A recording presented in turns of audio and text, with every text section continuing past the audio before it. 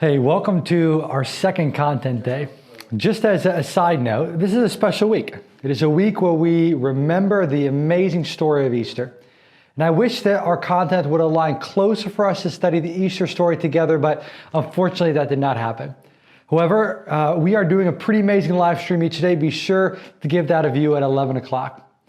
Hey, let's head back to the book of John, chapter 3. Yesterday, we had the opportunity to join a Jewish wedding, and we saw Jesus as the provider. And today, we move from the wedding feast to another feast, the Passover. In fact, we see that John keeps very close track of all of the feasts that Jesus encountered. And the cool thing is that this feast, the Passover, probably took place the same week that we are learning about this, sometime in the beginning of April. This story is about Jesus cleansing the temple. And Jesus will do another temple cleansing at the end of his ministry, which will serve as the final drop in the bucket for the murder-hungry high priest. Now this one today, though it's similar, is a little bit different. The problem that we will see is that Jesus is going to get all passionate about what's happening in the temple market. Now, the town that I grew up in, there was a market once a week. We would go there to buy our vegetables, our bread, and of course fish. And then once a year, the market would be different. We would get the entire afternoon from school. This was the animal market, and the farmers would bring their livestock to the market to buy and sell animals from each other.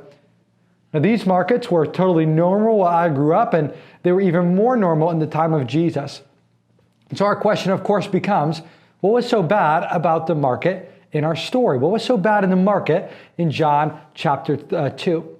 But to understand this best, we need to explore the temple at the time of Jesus. So here, let's go.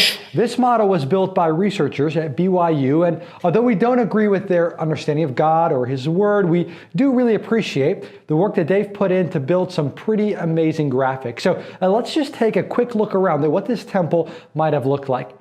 We are standing outside of the temple.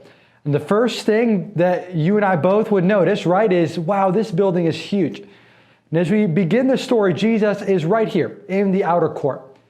For those who look around, it looks pretty empty here. We need to imagine it being filled with visitors to Jerusalem. Also, there were different little market stands all across this space to help the travelers. The reasons for this are simple. First, they didn't want to carry a goat or worse, an ox, a cow on their shoulders as they moved through the Roman Empire to travel to Jerusalem. At some of the stands, they could buy the animals for their sacrifice. But secondly, they could also exchange their foreign coins for temple currency. So aside from animal booths, there were money exchange stands. Now you might be like me and not see the big problem there. So we need to continue our journey through the temple. They had moved their booths from outside to inside the temple court of the woman, where we're standing now. We moved from the outer court to closer towards the inner court. Now, some had even been so bold to go into the inner court of the temple, right before God's holiness. Now, to put in our time, they had put the marketplace on the worship stage of their church. In our eyes, that's incredibly awkward. But looking through the eyes of Jesus, we see that that's incredibly disrespectful to God Himself. And so Jesus responds with anger. It's not the bad kind of anger, but it's the righteous anger. He is the general that's going to defend the king's name. They have disrespected God by placing money growth over spiritual growth. They have placed their love for cash over their love for God. In verse 16, it says, "How dare you turn my Father's house into a market?" Instead of the respectful sound of prayers, there's the bellowing of cattle. Instead of quietly asking for forgiveness or help from God, there's noise like a Black Friday at Walmart. And all of this money flowed to the pockets of the priests, the leaders that Jesus will continue to butt heads with throughout His time on earth. And so Jesus drives out the merchants and refocuses the crowds back to worshiping God. And by doing so, He ends the financial system. He flips all of the tables. Now, this was a system that surrounded the income of the priests as they made money off of the poor travelers and God's sacrifices. I imagine if you were standing there, that temple yard would have been filled with an awkward silence. The priests come out and say in verse 18, "What sign do you have to show us these things?" In their eyes, Jesus acted like a wannabe cop that without a search warrant barged into their home. Jesus answers them by saying, "My sign is this: destroy the temple in 3 days, and I will raise it again." And so we leave the scene with the Jewish leaders and the disciples completely confused.